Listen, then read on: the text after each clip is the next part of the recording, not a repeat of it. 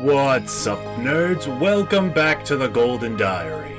I want to start by apologizing for the long gap between this and the last episode. I promise to try and be better about it going forward, but I'm also in a very weird transitional phase as I'm making these videos, so we'll see what happens. This is going to be a lot of exposition regarding my friend groups of the game. As usual, this is your usual golden true ending spoiler warning if that matters to you. If you've not gotten this far in the game and are playing it for the first time, don't worry, we don't hit anything too story critical in this video. With all that out of the way, let's pick up where we left off. So the day after we all saved Kanji, I'm looking around for everyone to try and see if they want to do something, but they're nowhere to be found. Failing that, I figure it'd be a good idea to check in on Marie, so I head to the Velvet Room and only find Margaret there. She explains some of how the Velvet Room works, which largely goes over my head to be honest with you, and I forge the Empress Arcana with Margaret, which I can improve by showing her certain personas with certain skills equipped to it. I like Margaret enough to be sure, but I can't say I've ever felt bothered to actually do her social link. Anyways, I do a little shopping and check back in to see if Marie is there. Apparently, Margaret sent her out on an errand, and I see a sheet of paper with some writing on it. Before I have a chance to read it, Marie swipes it out of my hand and starts yelling at me. Whatever it was, it's apparently hers, and she's embarrassed by the idea of someone else reading it. Annoyingly, Marie is actually unavailable because of this. See, her availability is actually extremely fickle, so depending on how packed your schedule is, you may have to prioritize her the second she's available, as maxing out her social link is required in order to get the true ending of this game. With that last option exhausted, I pick up a shift at the daycare. As I'm heading home from my shift, I notice the same stepmother from the other day.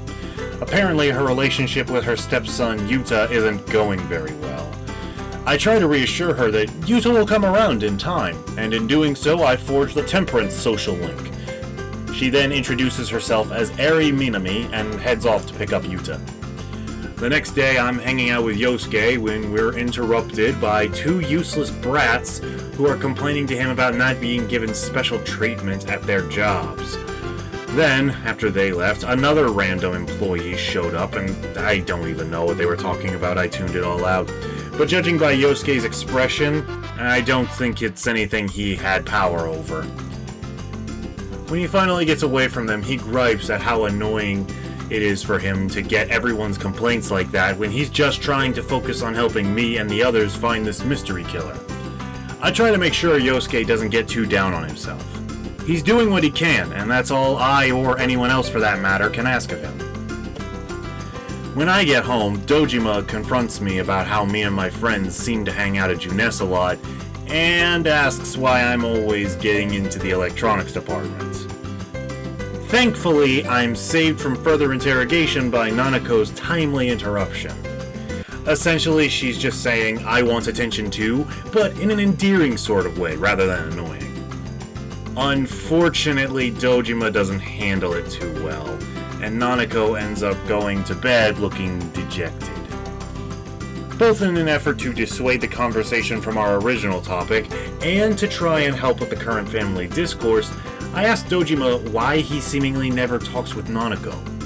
That's when he reveals that, before she died, his wife was usually the one who handled Nanako, so he doesn't really know what to do. Remember Buck Cluck from Chicken Little? Yeah, kinda like that, but less toxic. He goes on to say he's not fit to be her father, and I respond by saying it doesn't matter if you fit or not. Fact is, you are her father. Dojima seems to perk up at that, at least a little, and apologizes for oversharing before we call it a night. Yeah, these support conversations are going to be getting heavier and heavier the deeper into them we go. So, from here on, I'll have Ultra Ranger give little warnings on screen whenever a real-world relatable problem comes up, in case it happens to hit too close to home. He'll also include a timestamp that you can use to skip the main meat of conversation if you need to. The next day, Nanako's trying to grow a plant but isn't having much luck. So I helped her create a garden right next to the house. This is a major upgrade to my resources, as we can grow vegetables that have various different effects for me to rely on. The only catch being that they can take a few in-game days to grow. That's a small price to pay for stuff like tomatoes that can restore my SP, daikon radishes that act as Goho M's and allow me to exit a dungeon instantly, or crack wheat, which acts as a free key for the bigger chests inside the dungeons that usually hold armor and accessories that can be helpful. With that taken care of, I meet Yukiko in front of the bookstore, and I notice she got a book about job certifications. In an effort to try and grow from who her shadow revealed herself as, she has decided that she does not want to inherit the Amagi Inn. We mentioned to her that there's a job posting for folding letter envelopes if she needs to make money on the quick, and she seems appreciative. Gonna be honest though, I'm a little worried about how Yukiko's gonna manage her current goal of breaking away from the Amagi Inn. But if it's something that she really wants to do, then I'm willing to support her as long as she's responsible about it. The next day, I decide to check in on Marie again, since it's been a few days. When I find not her, but yet another sheet of paper, it reads, Seafoam, listen to my voice. My shouting, bellowing voice. Here I am, pouring my blood into my words, yelling at the very edge of the world. I am the Little Mermaid, unable to return. The Little Mermaid, faded to foam. The Little Mermaid. Damn, I have no taste in poetry, but even I could tell that was deep. Anyway, Marie screams at me again and I leave, since she has to recharge or what the hell ever. Thankfully, Yukiko was asking for help earlier anyways, so I hit her up. We end up in the produce aisle of Junes, and I ask Yukiko what we're shopping for. Apparently, she wants to practice her cooking skills for when she's living on her own outside of Inaba after graduation. I wish her the best of luck with her efforts, and she asks if I'd be willing to taste test some of her food sometimes. I agree, because I mean, hey, she's the daughter of an innkeeper. How bad could it possibly be, right? Right? Why aren't you nodding?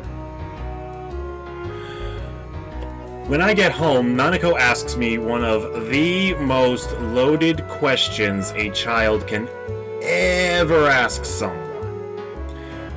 But I can tell that this is really weighing on her, so I do what I can to explain things to her in a light, kid-friendly way. She seems to accept it, and I can't help wondering what brought on the curiosity.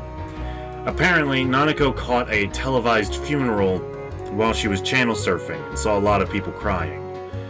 She then asks yet another heavily loaded question, and I give the only answer I can give to a child in good conscience. This seems to lift Nanako's spirits before she asks why people do bad things. Now, personally speaking, I believe it's because humans, by and large, are more stupid than we are intelligent. But I can't really tell her that, so I just say I don't know. She then mentions how Dojima is never around because he's always going after bad people, and asks if they're more important than her. I try to explain to her that her father's going after all those bad people so he can protect her. Our conversation kinda dies there. Oi, Nanako, why you gotta ask all the hard stuff? The next day, I'm hanging with Yukiko again. She has her first proper meal ready to be tested, and we head to the floodplain for me to try it out. It looks perfectly fine, but I cannot ignore the abnormally pungent odor coming off it. That being said, this food was made for me, so it'd be rude not to, at the very least, attempt to eat it. So, over the lips and past the gums. What the? How does this taste burnt and raw?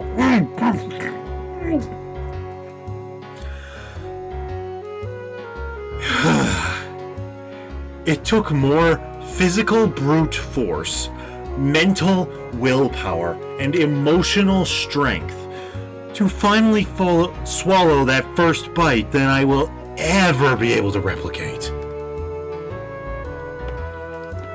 Whatever poker face I usually have must be gone now, because Yukiko can clearly tell how unpleasant I found that entire experience. I shake off my own discomfort and tell her not to worry about it too much. It was her first try. Something was bound to go wrong. It just means she'll do better next time, right? Right? Not, damn you! When I get home, Dojima's treating everyone to some coffee and asks me how I want it. Honestly, Uncle, after what I was forced to eat earlier, I'll take anything you have to offer. Hit me with your best shot. Emphasis on best, please. I managed to relax as Dojima and Nanako are in high spirits until we stumble onto a news report of a woman getting hit by a car and dying. The entire tone of the room shifts instantly as Dojima walks out. Nanako explains that the reason her mom died was because of a similar incident. I do what I can to try and keep Nanako's mind off of it until it's time for her to go to bed. There's a new tutoring job on the bulletin board that can be done in the evenings, so I make a mental note to follow up on that later. After school, Marie is finally available, so I take her out to Junes and show her around the electronics department. I try to explain the various stuff she gets confused by when Chie jumps in and introduces herself. They start talking about TVs, and Marie laments that she can't have one since the Velvet Room has no eclectic outlets. Yeah, I probably didn't have any electric ones either. Afterwards, we head over to the food court and have some steak. Marie hits Chie with some intensely blunt honesty and asks some more existential questions before focusing in more on her amnesia. Whatever it is that she's forgotten is clearly distressing for her. She shows me an old comb from her bag. Apparently, it's the only thing she has from before she lost her memory. It's not much to go on, but combs are considered something of a cruel gift, representing separation. Whoever left her with that comb and why is unknown, but it doesn't bode well. It's time for drama club practice, and we learn that Yumi's mother collapsed and is in the hospital. She obviously hurries over there, and being worried about this whole thing, I follow after her. When I arrive, Yumi is screaming at her mother, who seems to be fine. She's demanding to know why he is here. Whoever this is, he's the one who collapsed, and her mother lied because she knew Yumi wouldn't have come otherwise. Apparently, this person doesn't have long left to live. Yumi says that she doesn't care and declares that he's not her father. Okay, I get it, Milk Runner. Yumi's mom walks off and she finally notices me standing there. She explains exactly what I just simplified, a milk runner. In Yumi's eyes, her mother is being a complete fool by choosing to stay by his side until he passes away, since he abandoned the two of them. Listen, Yumi, I get that you're mad at him. I'm not saying you shouldn't be. But ignoring someone on their deathbed who's just asking for company? That's just cruel. After she calms down, we walk out of the hospital and head to our respective homes. When I get home, Dojima mentions that Adachi tends to hide out at Junes to avoid work and asks me to call him out for it if I ever see him. And surprise, surprise, I find him there the very next day. He complains how there's nothing to do out here in the sticks. I counter him by saying it's not so bad, and he just laughs at me, saying that I'll see soon enough. He goes on to complain about the mundane and tame nature of his police career thus far, and look, maybe I'm missing something here, but isn't that, like, the best case scenario for a cop? Being assigned to a city or town that has so few problems that you never have to fear you'll end up in a firefight? Like I said, maybe I'm missing something, but that sounds like easy money if you ask me. Regardless, I forged the Jester social link with him, and he hides from a random old woman before heading off to work. I tell ya, that Adachi is one weird guy. That evening, I'm watching TV with Nanako when we find a documentary about a young man looking for his real father. This gets Nanako to thinking, which is a stressful time for me these days. She asks me what they mean by real, and I explain that, in this case, it's referring to someone who truly cares a lot about you.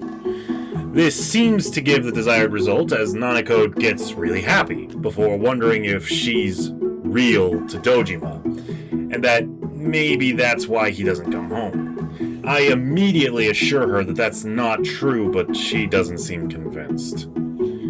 She then starts thinking about her mother a lot, so I do what I can to distract her with a word game before bedtime.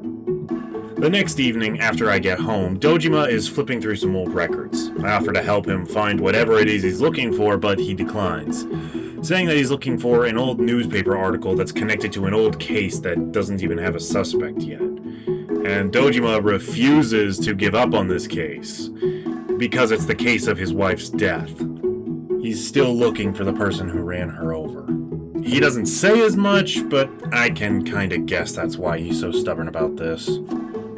Nanako walks in with a stomach ache, and just as we start working on handling this, Dojima gets a phone call.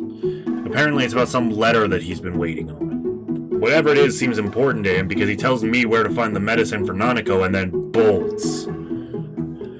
When he gets back a few hours later, he's not happy to see me still up and waiting for him. I try to explain Nanako's current status to him, but he snaps at me before reeling himself in. I let him know that she's sleeping now, which gives him some relief, and I decide to cut my losses tonight and head to bed.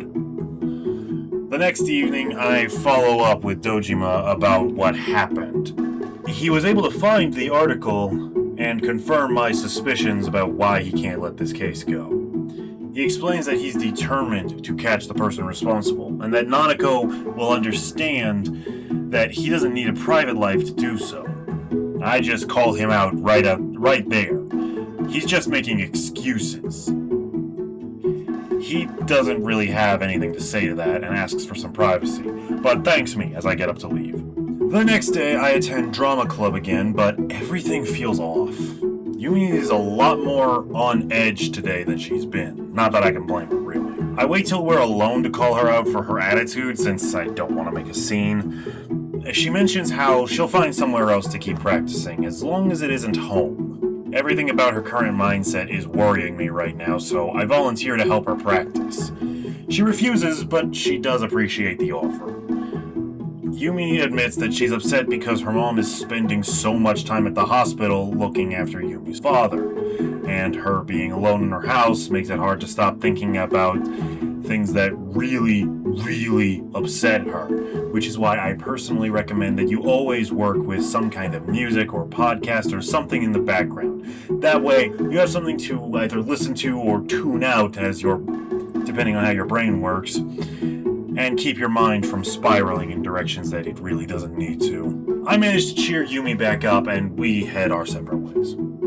The next day, Chie and I got some training in before grabbing a bite to eat.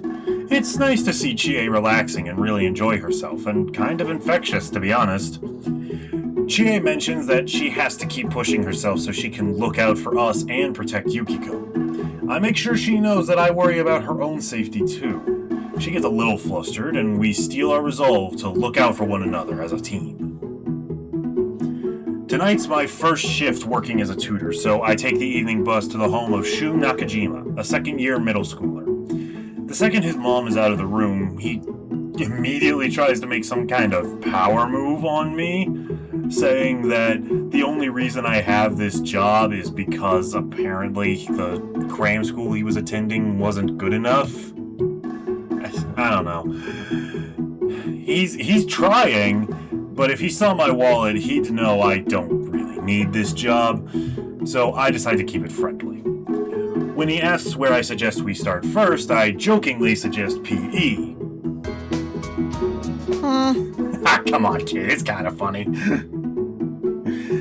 Getting into the studying proper, and Shu's a real natural. he's taking to the lessons really well, and he says I did a good job, crediting himself more than me, but again, he's not really intimidating, so I let him have this one. He can be kind of a prick, but he seems nice enough. I forged the tower social link with him before heading out. Marie tells me she wants to see Okina City, so we get on a train to visit it. Just as a tip, you'll be able to progress Marie's social link by at least one stage every time you get a new member of the investigation team. So keep that in mind as you structure your plans for how you spend your time in this game. We're hanging out when we stumble onto Chie and Yukiko. We then decide to group up to check out the clothing shop. As a side note, if you want to get outfits to wear in the dungeons like the Featherman suits that I've been using, be sure to check in on this shop frequently. After leaving, Marie asks me if those two are helping me chase after the truth, and wonders how having friends helping me could make the task doable. We ultimately drop the subject and catch back up with the girls to enjoy the rest of our day. A bit of time passes and I do some more tutoring with Shu. His mother brings in some cheesecake for a snack and makes it very clear how proud she is of Shu for coming in top of his class as often as he has. Though obviously for a boy in middle school, this kind of gushing is just pure embarrassment for the kid. She mentions not wanting him to endure hardships and that you're set if you get into a good college. Couldn't help laughing at that one. And I can see the silent strain being put on him with all this praise and expectation, though his mom is totally blind to it. When she leaves, he asks if the whole being set thing is true, and I just tell him honestly that there's no way to really know. I can tell that Shu is a really lonely guy. It takes one to know one. Finally, it starts raining in Inaba, meaning it's time for me and the team to keep a sharp eye on the Midnight Channel to make sure Kanji's no longer being targeted. When I check the channel that night, I am relieved to see that we have once again intercepted the killer's intentions. Alright, that's going to be it. I intended to go much further into the game for this video, but I am already 6 pages into this script, so, wow, and it's only been through a third of the footage I have ready. So I'm going to end us off here, and we will pick up with Kanji and the investigation in the next video. Thank you guys so very much for watching. Be sure to like, comment, and subscribe. Don't forget to ring the bell so you never miss an upload. Check out my buddy Tyler Crux. He does a lot of fun stuff on his channel, like his Road to Completion videos. Definitely check that out if you haven't already. We've done a ton of collabs over our time here on YouTube. Catch you later, nerds.